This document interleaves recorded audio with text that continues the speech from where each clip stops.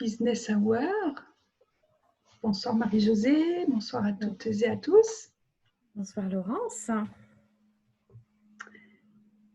Et aujourd'hui, nous parlons de contribution. Oui, vaste sujet. C'est un mot qu'on n'utilise pas souvent d'ailleurs. Contribuer, Oui. contribution. Quand je l'utilise, les gens me disent « mais c'est quoi ça ?» Il vient contribuer à quelqu'un, donner une contribution.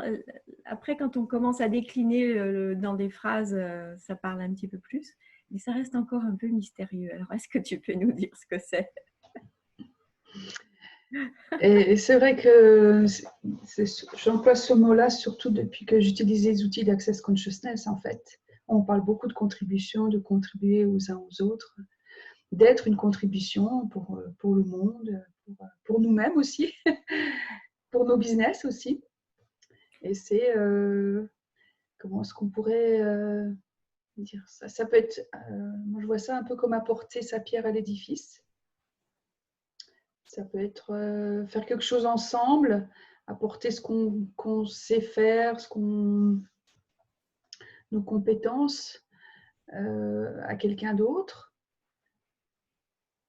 Et c'est pas forcément avec une idée derrière la tête de recevoir quelque chose en retour ou d'être payé ou d'être. Il n'y a pas cette notion-là. C'est plus, je sais faire quelque chose, et je vais le faire pour cette personne-là. Et donc, c'est peut-être un peu réducteur comme définition, et c'est quelque chose qui se fait sans arrière-pensée, d'après moi. Et qui permet de faire avancer les choses pour tout le monde en fait. Parce que quand on est une contribution pour quelqu'un ou pour quelque chose, on est, ça apporte aussi, on donne quelque chose et en même temps on reçoit déjà on a de la gratitude pour soi-même d'avoir fait ça, on reçoit de la gratitude des autres personnes et voilà, ça fait du bien, c'est quelque chose qui nourrit aussi. Donc, qu'est-ce qu'il faudrait pour être plus dans la contribution que dans la compétition ? Et c'est le fait aussi de faire quelque chose qui va créer plus pour tout le monde, en fait, aussi. C'est un vaste sujet, dis-moi. Ouais. Et ça me fait penser qu'on a... il me semble que les impôts, ça s'appelait les contributions avant. Je me demande. Je suis en train de réfléchir à ça. Oui. Les gens, ils ne savent pas ce que ça veut dire. C'est un mot qui était occulté. Les contributions, non. On n'utilise plus ce mot-là pour les impôts. Mais c'était une façon de contribuer finalement à l'État. Mais l'État, c'est tout le monde. Donc, quelque part, ça rejoint aussi. Mais là, on parlait d'argent, on parlait de prendre une part de ses revenus pour contribuer à tous. Et c'est ça aussi, finalement. Oui. Parce que c'est redistribué, etc. Donc, voilà, est-ce qu'on peut transposer ça dans notre vie de tous les jours, dans notre métier, dans notre business, dans nos activités, d'être une contribution pour nous-mêmes et pour les autres? Et qu'est-ce que ça crée pour vous? Qu'est-ce que ça crée pour nous? Qu'est-ce que ça crée pour tous?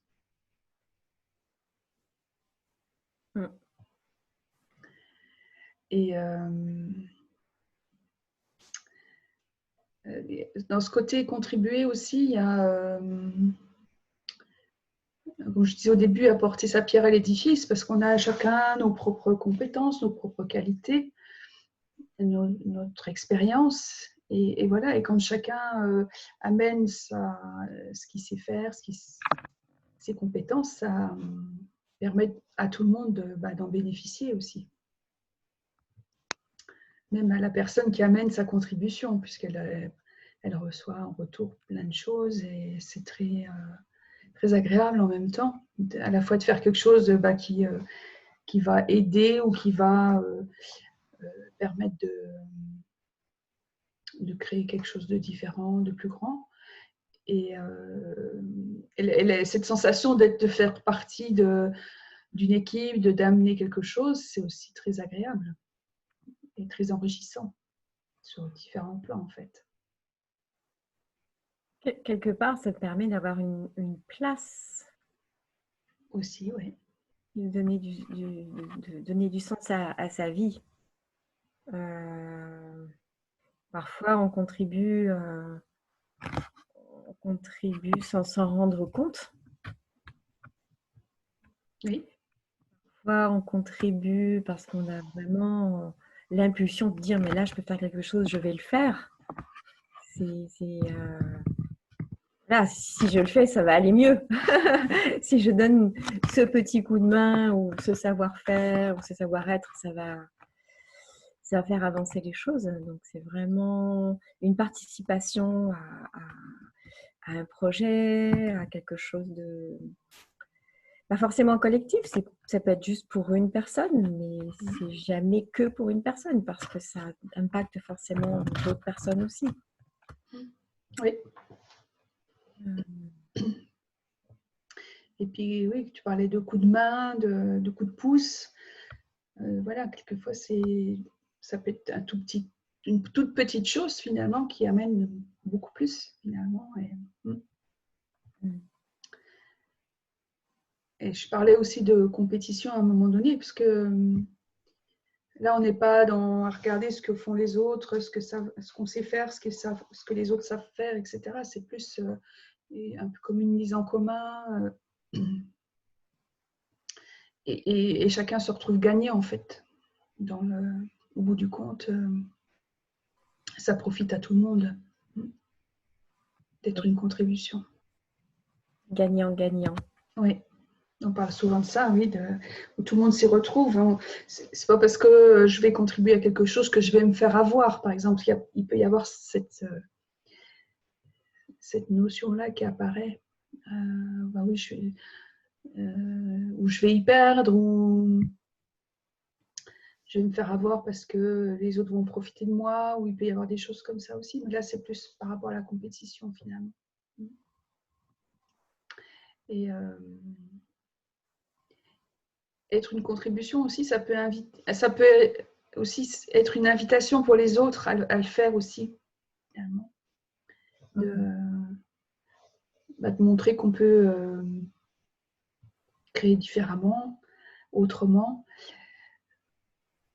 Ça me fait penser au Bauman avec le livre Le capitalisme bienveillant aussi. Enfin, il y a de ça aussi, de la bienveillance vis-à-vis des autres qui rentre en ligne de compte. C'est un mot qui me venait, là, j'attendais que tu arrêtes de parler pour parler de bienveillance. C'est de la bienveillance en fait. Ouais. C'est de la bienveillance et j'avais aussi l'autre mot qui était de la gentillesse. Mais on commence à parler de la gentillesse au travail. Je ne sais pas où je l'ai vu passer un article sur la gentillesse au travail. On pourrait peut-être en parler une fois d'ailleurs, mais la contribution, c'est déjà ça.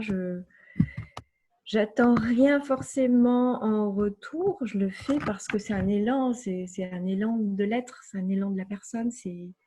Pour certaines personnes, c'est naturel de faire ça.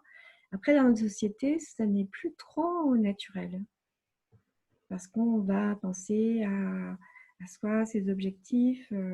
Et puis, personnellement, je vois bien, je suis tellement préoccupée par ce que je dois faire que parfois, je pense même pas à aider l'autre. Pourtant, c'est quelque chose que j'ai naturellement à l'intérieur de moi, c'est familial, c'est dans l'ADN, on va dire. mais parfois, c'est vrai que prise par mes préoccupations, prise par un certain nombre de choses, je le fais pas. Et là, maintenant, avec le Covid, on en parlait tout à l'heure, c'est vrai que pendant le temps du Covid, les gens avaient du temps parce qu'ils ne pouvaient pas bosser. Et il y avait une espèce de gentillesse et de contribution qui s'est développée. Ça faisait comme une vague que j'ai pu observer en tout cas, et ça partait dans tous les sens et c'était assez chaleureux. Enfin, c'était assez... il y avait des élans d'humanité, des élans de cœur, des élans d'entraide, des élans... et là, j'ai l'impression d'être repris un petit peu dans les pièges du temps, les pièges de voilà, maintenant il faut que je me concentre. Là, j'ai rien fait pendant 2 mois, maintenant il faut y aller. Et c'est vrai que en tant que chef d'entreprise financièrement, ben, il faut assurer la pérennité de son entreprise. Et on remet les bouchées doubles sur ce qu'on a à faire. Et du coup, je sens que ça, c'est encore là, mais ça, c'est en train de perdre du terrain. Et j'ai bien aimé ça, moi. J'ai bien aimé ça. Oui, des initiatives qu'il y a pu y avoir, des élans, comme tu disais. Des choses différentes, en fait. Ouais. Et quelle contribution est-ce qu'on peut être pour ça aussi? Oui.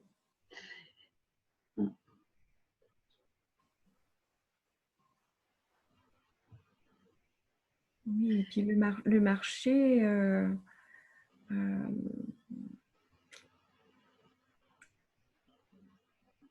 il est sur la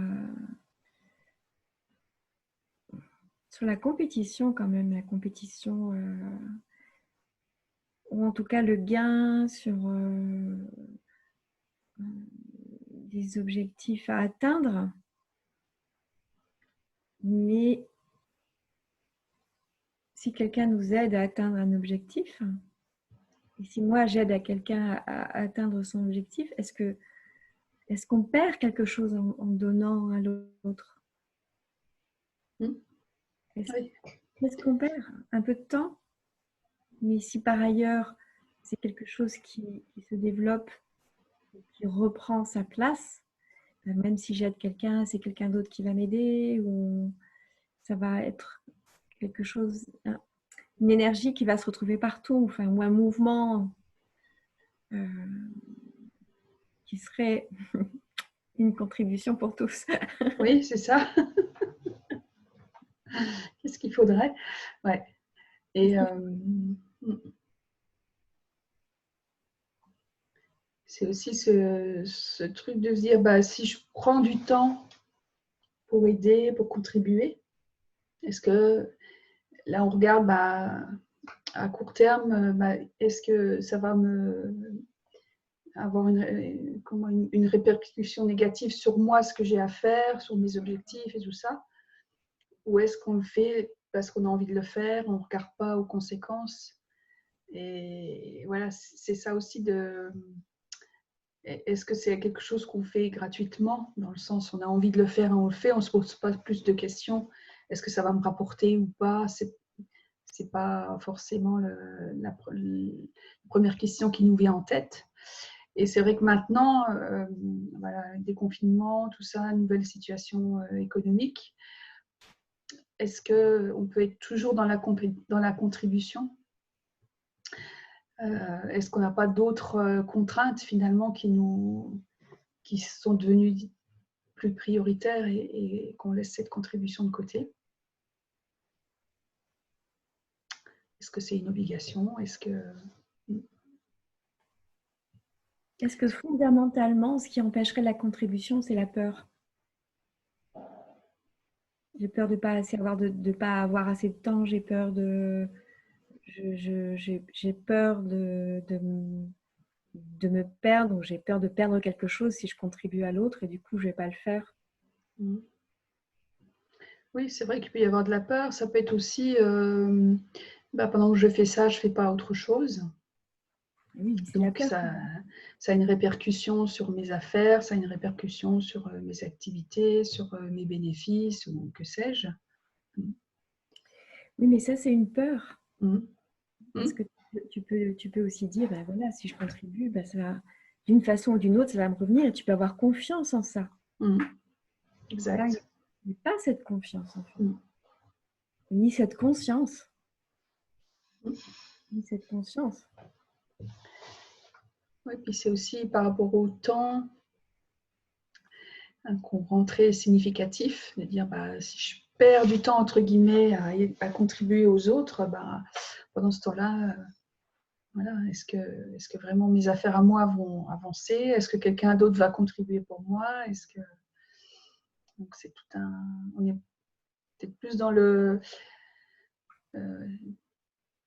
vraiment le court terme, quoi, de voir tout de suite est-ce que ça va être productif ou pas aussi, par rapport aux enjeux, par rapport à la situation économique, par rapport à notre entreprise. Et si après en prenant un peu plus de recul, on peut aussi voir, moi je contribue à quelqu'un et quelqu'un d'autre va me contribuer pour autre chose. Et si c'était un tout finalement et qu'on s'y retrouve, au final tout le monde s'y retrouve.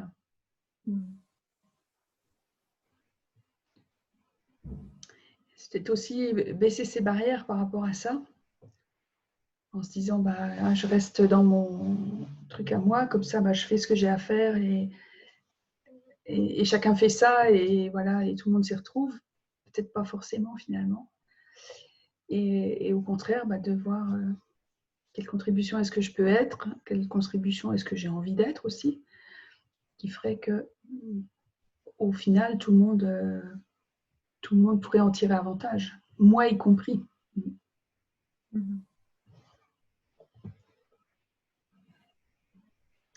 Ce qui n'est pas forcément un cheminement de pensée habituel.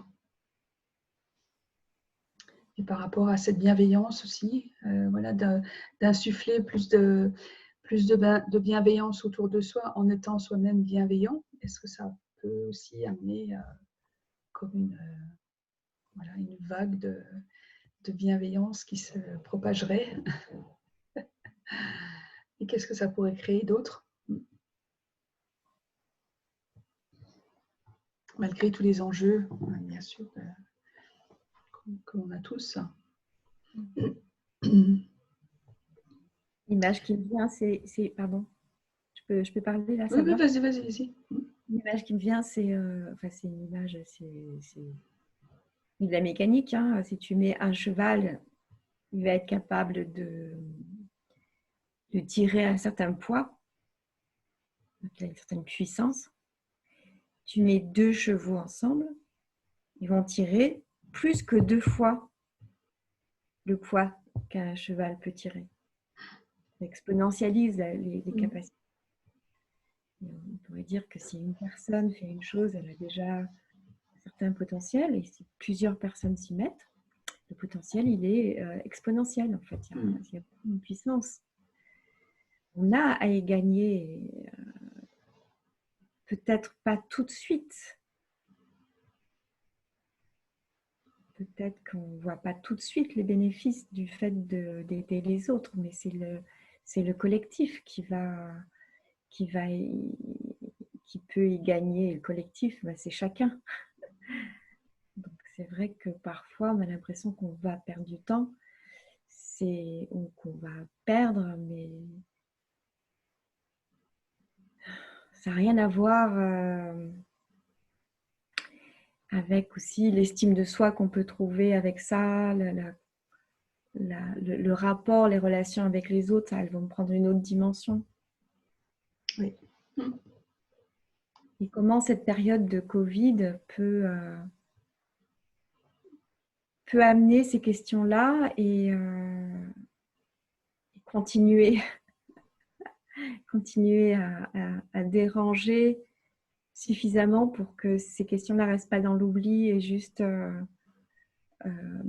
contextuelles sur 2 mois ou quelques mois. Qu'il puisse y avoir un changement de société, parce que moi je pense qu'on a besoin de ça. Oui. Comment est-ce qu'on peut faire ça? C'est mon point de vue, je peux me tromper, mais...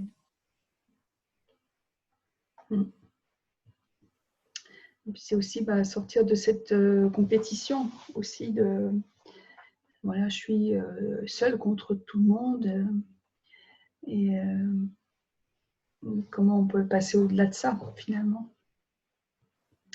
au lieu d'être dans la compétition, d'être dans la contribution, qu'est-ce qui crée le plus et qu'est-ce qui... parce qu'en fait, est-ce qu'on peut être en compétition autrement, enfin, vis-à-vis de quelqu'un d'autre que nous-mêmes? Parce qu'il n'y a que nous qui créons de telle façon, il n'y a que nous qui faisons les choses de cette façon. Et à qui est-ce qu'on peut se mesurer d'autres finalement, à part nous-mêmes? Et essayer d'aller toujours se surcréer, faire des nouvelles choses, des choses qu'on n'a jamais faites, qui vont créer quelque chose de plus grand. Et le fait d'être dans la contribution permet de sortir de ça aussi. Et il y avait un exemple de quelqu'un qui était chiropracteur dans une ville. Et en fait, c'était une femme, elle était seule dans cette ville à être chiropracteur. Donc en arrivant dans la ville, elle s'était dit, bah, chouette, j'aurai pas de concurrence puisqu'il n'y aura que moi, donc je vais avoir plein de clients, super quoi.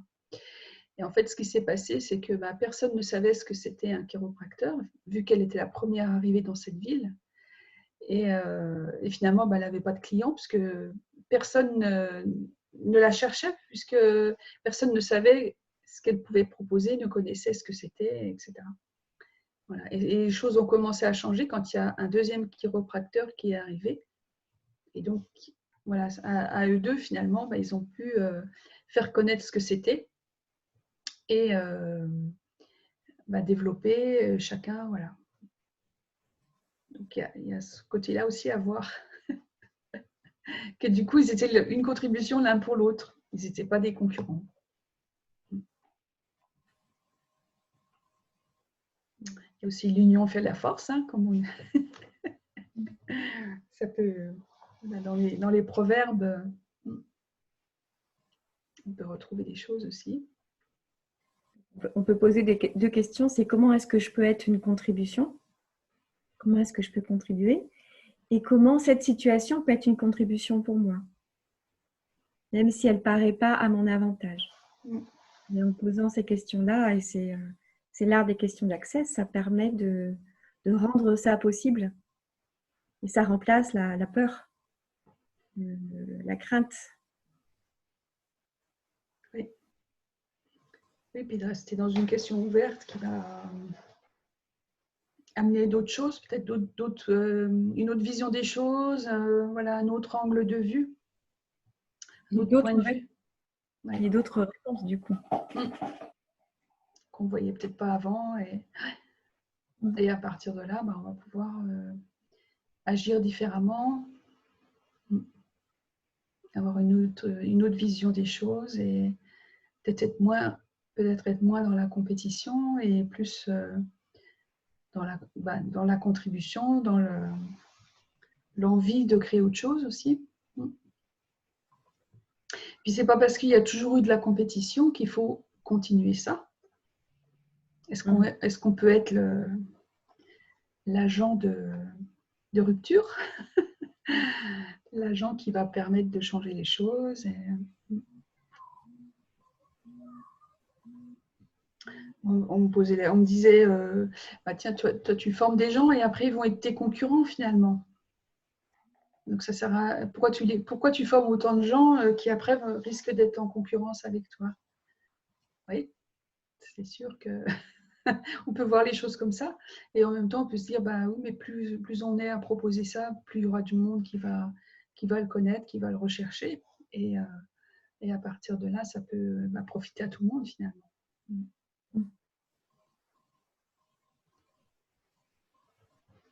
Et puis profiter, faire connaître aussi, le fait d'être une contribution, ça permet de se faire connaître aussi. Hein. Il ne faut pas négliger ce point-là non plus. Ça peut permettre d'être plus visible d'une autre façon finalement que dans la promotion. Ça montre qui on est aussi. Et ça me fait penser à autre chose, c'est que par exemple les gens qui sont à la retraite, qui partent à la retraite, ils arrêtent d'être cette contribution par rapport à leur emploi. Et ceux qui arrivent à passer correctement le passage de la retraite, c'est ceux qui retrouvent ou qui ont par ailleurs une contribution. Ils arrivent à trouver cette place. Ceux qui n'ont pas de place, qui perdent leur identité et qui perdent une place, leur place dans la société, ont vraiment du mal à passer cette retraite. Et ce n'est pas un cadeau pour eux. Et là aussi, comment ils peuvent être une contribution? Chacun peut être une contribution, quel que soit l'âge, quelle que soit la position sociale. Comment est-ce que je peux être une contribution? Et moi, je voudrais finir par cette question. Comment la business hour peut être une contribution à nous deux et à ceux qui l'écoutent? Ouais. Quelle contribution est-ce qu'on peut être avec cette business hour?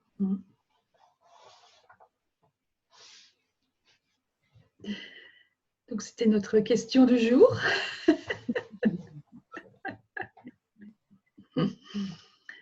Pour les 15 jours qui viennent. Voilà. Donc, on se retrouve dans 2 semaines. Oui. Merci Marie-Josée. Merci à toi, Laurence. Et puis, plein de bonnes choses pour la suite. Et dans 2 semaines avec un autre thème. Un autre thème, oui. Merci beaucoup. Merci, au revoir. Bye bye.